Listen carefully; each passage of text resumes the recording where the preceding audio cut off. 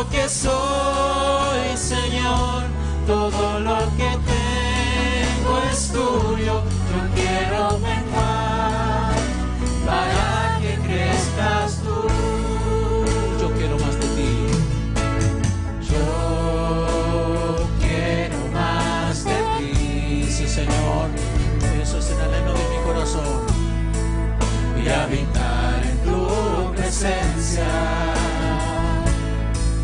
Menguar para que crezcas tú.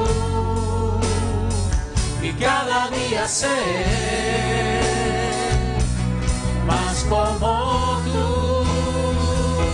Quebranta mi corazón, quebranta mi vida, te entrego mi voluntad a ti. Todo lo que soy, Señor, todo lo que tengo es tuyo. Yo quiero menguar para que crezcas tú. Quebranta mi corazón, quebranta mi vida, te entrego mi voluntad a ti. Todo lo que soy, Señor, todo cuanto tengo es tuyo. Yo quiero menguar para que crezcas tú. Yo quiero menguar para que crezcas tú. Yo quiero menguar para que crezcas tú. Sí, Padre. Buenos días, una vez más, hermanos y visitas que están con nosotros en esta mañana. Quiero que reflexionemos en este pasaje bastante conocido de la Escritura para todos nosotros. Lucas 18, 9 al 14, y que he titulado Dos actitudes contrapuestas. Y voy a leer nuevamente lo que fue leído adelante en otra versión, y que dice de la siguiente manera: algunos que confiando en sí mismos se creían justos y despreciaban a los demás, Jesús les contó esta parábola. Dos hombres subieron al templo a orar, uno era fariseo y el otro recaudador de impuestos. El fariseo se puso a orar consigo mismo: oh Dios, te doy gracias porque no soy como otros hombres, ladrones, malhechores, adúlteros, ni mucho menos como ese recaudador de impuestos. Ayuno 2 veces a la semana y doy la 10ª parte de todo lo que recibo.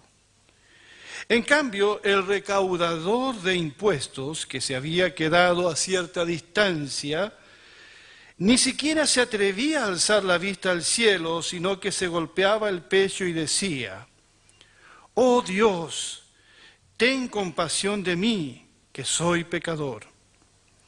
Les digo que este y no aquel volvió a su casa justificado ante Dios, pues todo el que a sí mismo se enaltece será humillado, y el que se humilla será enaltecido. Uno nota inmediatamente en el primer verso cuál fue el contexto que gatilló que Jesús contara este relato.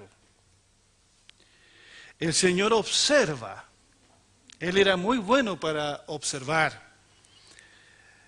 El Señor observa atentamente y ve algo que es muy común en nuestros días. Personas que se creen y se sienten superiores a otros. En este caso no era porque tenían más cosas materiales. Hay gente que Dios ha bendecido mucho y aún así son personas humildes. En este caso no era tampoco porque tenían un apellido más ilustre, no.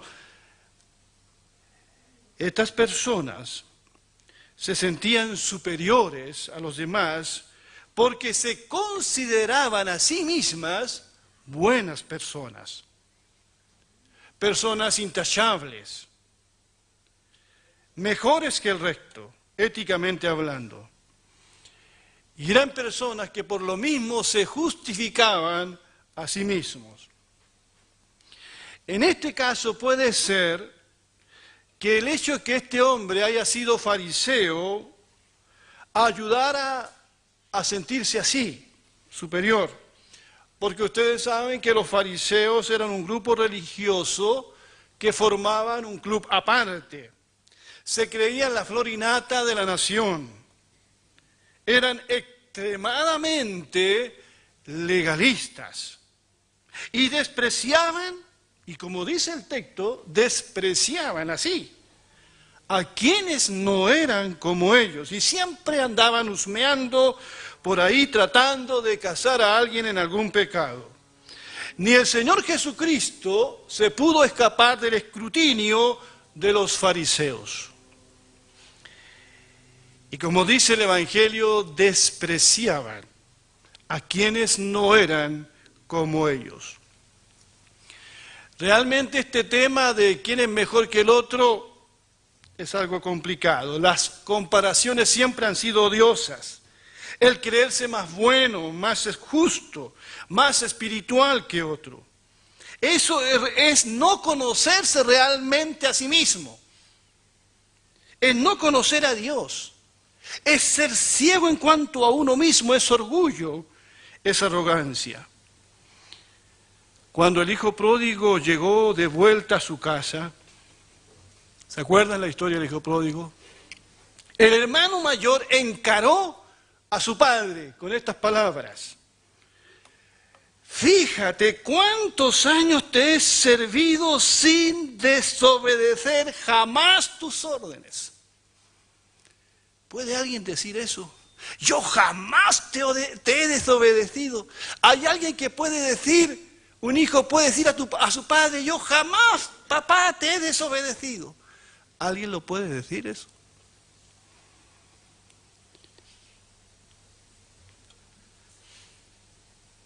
Por eso yo creo que el hijo que se quedó en la casa estaba tan perdido como el hijo que se fue de la casa. Ni un cabrito me has dado para celebrar una fiesta con mis amigos. Pero ahora llega ese hijo tuyo. No dice mi hermano, que ha despilfarrado tu fortuna con prostitutas y tú mandas matar en su honor el ternero más gordo. Es la misma actitud del hombre del cual hoy estamos hablando. La actitud del fariseo es de mucha soberbia y orgullo. Dice la Escritura que se pone de pie para hacer esta oración allí en el templo. Dice, puesto de pie. Y esto tenía una cierta relevancia en esos días. El Señor en Mateo 6:5 dice, cuando oren no sean como los hipócritas, porque a ellos les encanta orar de pie en las sinagogas y en las esquinas de las plazas, para que la gente los vea. Les aseguro que ya han obtenido toda su recompensa. Entonces no era una cosa así nomás. Era para que lo vieran que estaba orando. Y él dice la Escritura aquí que oraba consigo mismo, o sea, no era a Dios a quien oraba, sino oraba consigo mismo. Y esto nos enseña, queridos hermanos y amigos que están acá, que nosotros no debemos hacer de la práctica de la oración es tan sagrada, tan preciosa, tan hermosa, no debemos hacer de la oración una oportunidad para lucimiento personal. La oración es hablar con Dios, con sinceridad y humildad. Nos humillamos delante de Dios cuando oramos. Pero este hombre no se humilla, no ora a Dios. Lo que hace es justificarse a sí mismo. Su oración será una abominación a Dios. Hay personas, a propósito, que usan la oración, esta práctica tan sagrada, para un montón de cosas, menos para buscar sinceramente el rostro de Dios. Y reconocer nuestra insuficiencia, nuestra incapacidad, y como en este caso, nuestro propio pecado. Y nos faltan los que usan la oración para entregar mensajes subliminales a otros, que están a veces allí en la misma iglesia, o para impresionar a quienes los escuchan. Cuidado con eso. La oración verdadera no se dirige a la persona, se dirige a Dios. A Dios. Pero este quería impresionar a Dios. Y echa toda la carne en la parrilla a propósito de fiestas patrias. Porque se puso a orar consigo mismo. Y miran lo que dice: oh Dios, te doy gracias. Pero lo que va a hacer no es dar gracias, sino justificarse, porque no soy como otros hombres, ladrones, malhechores, adúlteros, ni mucho menos como ese recaudador de impuestos. Ayuno 2 veces a la semana y doy la 10ª parte de todo lo que recibo. ¿Qué les parece esta oración? ¿Qué les parece? ¿Usted cree que Dios escuche algo así? ¿Podemos llamar esto una oración a Dios? ¿Es oración o justificación? ¿Es oración o alarde de grandeza? ¿Qué es lo que es?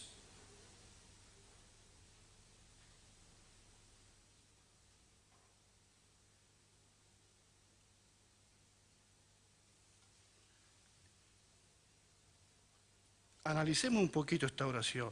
Oh Dios, te doy gracias. Pero lo que hace después es justificarse. Este hombre no ora, no da gracias. Solo le está informando a Dios lo bueno que es.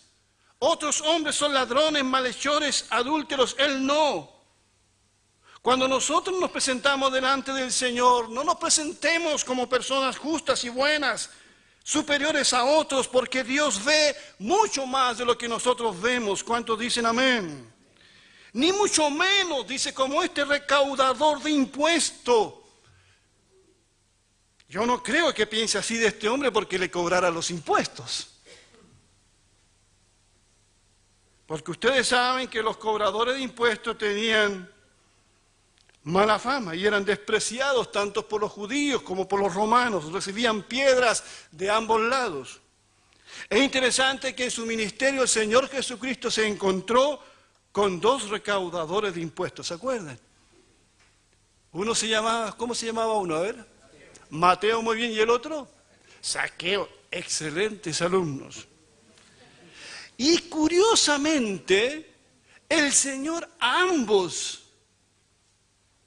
los visitó en su casa. Qué tremendo. Un fariseo jamás iría a la casa de un recaudador de impuestos. Pero Jesús fue a la casa de Mateo y a la casa de Zaqueo. Uno de ellos llegó a ser discípulo de Cristo y autor del evangelio que lleva su nombre. ¿Quién era ese? Mateo. Porque ambos recaudadores de impuestos se arrepintieron y siguieron a Jesús. Famosas son las palabras del recaudador de impuestos, Zaqueo: Señor, si en algo he defraudado, lo devuelvo cuadruplicado. Y Jesús dijo: hoy ha venido la salvación a esta casa, bendito sea el nombre del Señor. Pero este fariseo parece que no tiene de qué arrepentirse. Y se sigue justificando delante del Señor: ayuno 2 veces a la semana y doy la 10ª parte de todo lo que recibo. La ley prescribía un ayuno obligatorio en el día de la expiación. Pero los que querían pasar por más religiosos ayunaban todas las semanas. se maquillaban sus caras para aparecer más tristes y pálidos, se vestían en el día que ayunaban de manera sencilla, austera, y salían a la calle para que todo el mundo los viera que estaban ayunando. Todo era apariencia.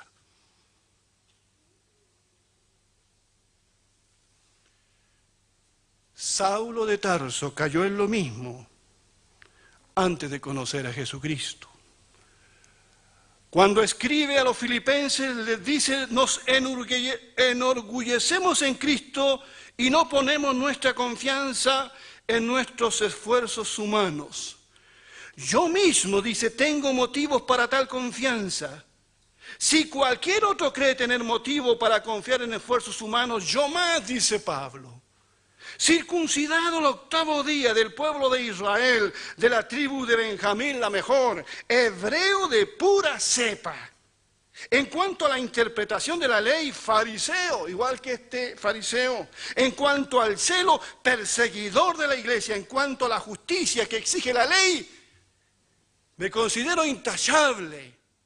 O así se consideraba. Sin embargo, dice, todo aquello que para mí era, ¿qué cosa? Ganancia. Ahora lo considero pérdida por causa de Cristo. Es más, todo lo considero pérdida por razón del incomparable valor de conocer a Cristo Jesús mi Señor. Por Él lo he perdido todo y lo tengo por estiércol, dice esta versión.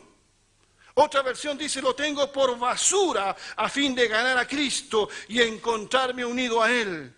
No quiero mi propia justicia que procede de la ley, sino la que se obtiene mediante la fe en Cristo, la justicia que procede de Dios basada en la fe. De todo lo que se jactaba el fariseo, Pablo lo considera basura, estiércol, una pérdida más que una ganancia. El haber conocido la justicia de Cristo por la fe fue el regalo más precioso que Pablo pudo recibir. Él dijo que de los pecadores, él era el último. ¿Qué dijo? Que él era el primero de todos. Y fue justificado por la fe en Cristo, por la maravillosa gracia de Dios. A partir de allí, Pablo no se jactó de sí mismo, nunca más. Nunca se jactó de sus antecedentes religiosos como este fariseo. A partir de allí le dio toda la gloria, todo el honor a Jesucristo. Él se gloría en la cruz de Cristo, en ese Señor que le rescató. A Dios no se llega de la manera como el fariseo quiso llegar. A Dios se llega con humildad. ¿Cuántos dicen amén? Nunca olviden eso, a Dios se llega con humildad. Ningún orgulloso podrá ser escuchado por Dios, nadie que desprecia a su prójimo. Dios oye las oraciones de los humildes. En cambio, veamos la actitud del otro. En cambio, el recaudador de impuestos que se había quedado a cierta distancia, ni siquiera se atrevía a alzar la vista al cielo, sino que se golpeaba el pecho y decía: oh Dios, ten compasión de mí, que soy pecador. La actitud de este hombre es totalmente diferente. Dice la Escritura que se pone lejos.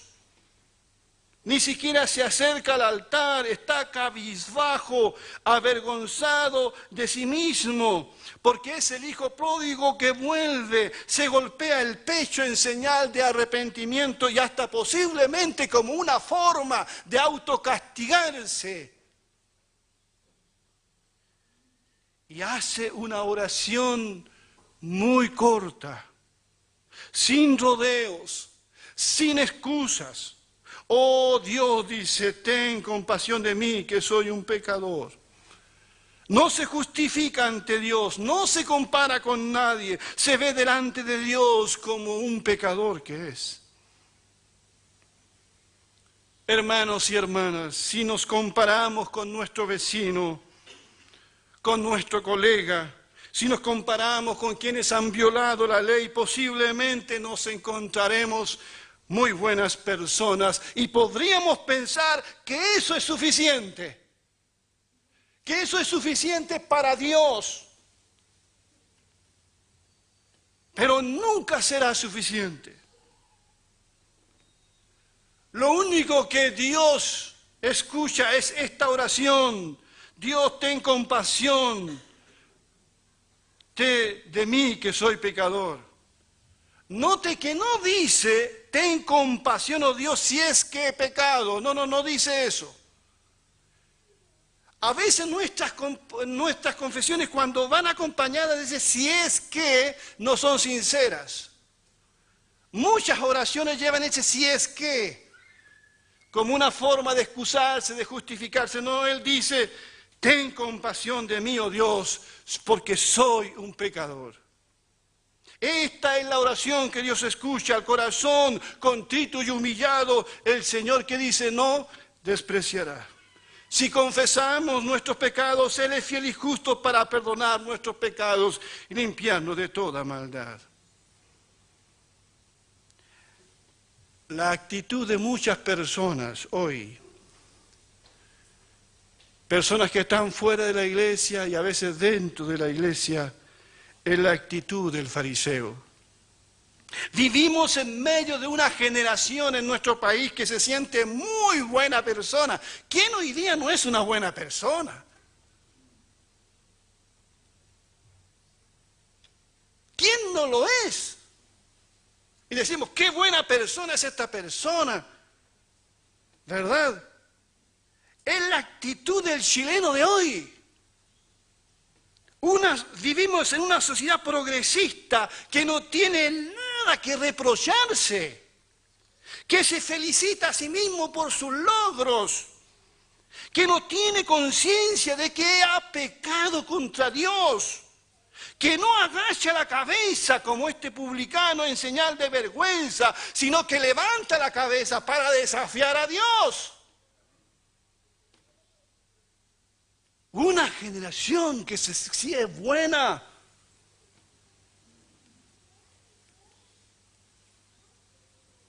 ¿Quién dijo que nosotros somos buenos? Maestro bueno, ¿qué tengo que hacer para heredar la vida eterna? Y Jesús le dice, ¿por qué me llamas bueno? ¿Por qué me llamas bueno? Hay un solo bueno, y es Dios.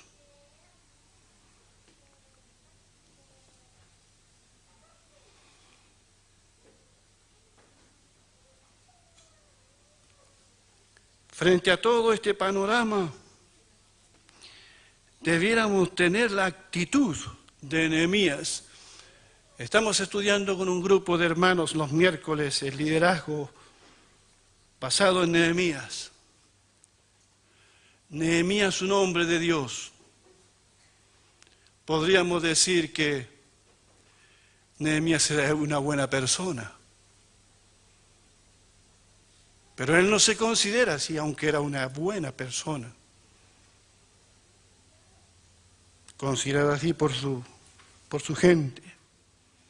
El hombre de confianza del rey Artajerjes. Copero del rey. Nadie era copero así por así. Un hombre muy importante. Pero cuando llega Anani,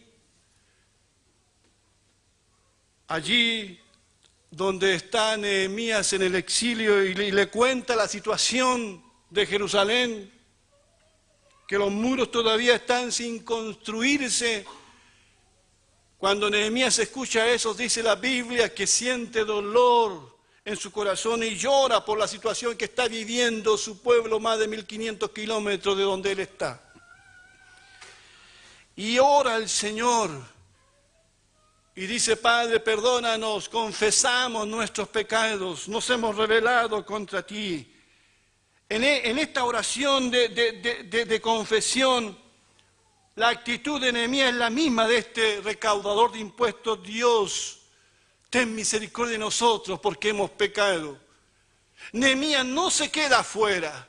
Él se incluye dentro de los pecados de su pueblo y ora por su nación. Y le pide a Dios que le dé la oportunidad de ir para ayudar en la reconstrucción de los muros. Nehemías se hizo parte del problema. Y también fue parte de la solución.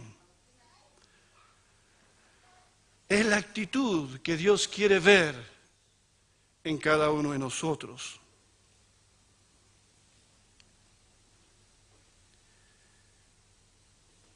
El Señor Jesús termina este relato con lo que dice allí, el verso 14. Les digo que refiriéndose al recaudador de impuestos, y no aquel, refiriéndose al fariseo, volvió a su casa declarado justo ante Dios. Pues todo el que a sí mismo se enaltece será humillado, y el que se humilla será enaltecido. Que Dios bendiga su palabra. Que Dios la bendiga, amén. Y pregunta para terminar, ¿con cuál actitud nos identificamos nosotros en esta mañana? Seamos sinceros. ¿Con cuál actitud? ¿Te sientes mejor? ¿Te sientes superior? ¿Qué tipo de oración haces en privado, en público? ¿Cómo nos presentamos delante del Señor?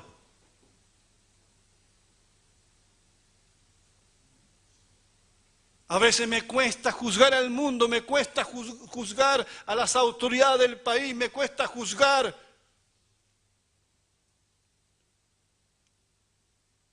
a nuestros amigos católicos romanos, porque a veces también en medio de nosotros hay apariencias y no hay un corazón recto y humilde delante de Dios.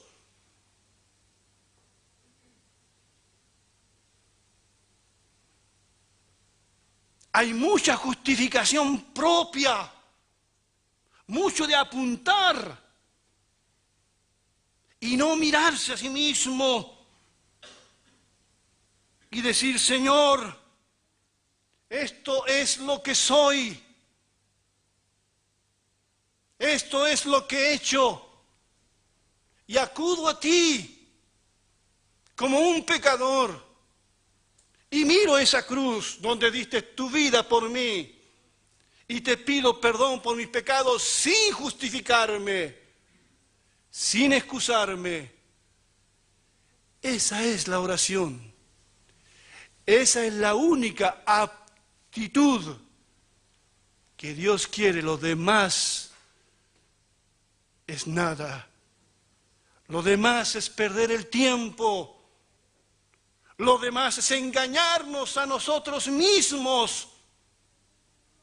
Lo demás es estiércol, es basura para ganarlo a Él, para ganar a Cristo. Bendito sea su nombre para siempre. Vamos a ponernos de pie y vamos a orar al Señor.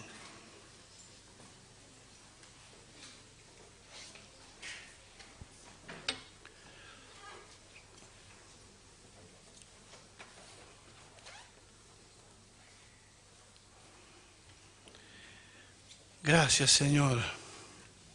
Tengamos un momento de oración, cada uno allí donde está, por favor, dele gracias a Dios. Abra su corazón allí de donde está, por favor. Hagamos nuestras las palabras de esta canción y vamos a orar al Señor por nuestra nación, por nosotros, por nuestro corazón. Oh Dios Santo.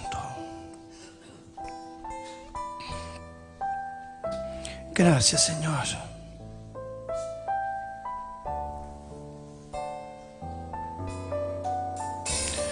Tus ojos revelan que yo nada puedo esconder, que no soy nada sin ti. Oh fiel Señor, todo lo sabes de mí. Cuando miras el corazón, todo lo puedes ver muy dentro de mí. Lleva mi vida a una sola verdad. Así sea, Señor, así sea, Señor. Que cuando me miras, nada puedo ocultar. Gracias, Jesús. Sé que es tu fidelidad que lleva mi vida más allá de lo que puedo imaginar. Sí, yo sé que no puedo negar que tu mirada puesta en mí me llena de tu paz. Tus ojos revelan que yo nada puedo esconder, que no soy nada sin ti. Oh fiel Señor, solo lo sabes de mí. Cuando miras el corazón, todo lo puedes ver muy dentro de mí. Lleva mi vida a una sola verdad, que cuando me miras, nada puedo ocultar. Sí, yo sé que es tu fidelidad que lleva mi vida más allá de lo que puedo imaginar. Sí, yo sé que no puedo negar que tu mirada puesta en mí me llena de tu paz. Tu mirada puesta en mí me llena de tu paz. Que tu mirada puesta en mí me llena de tu paz. Incline su cabeza un momento, por favor.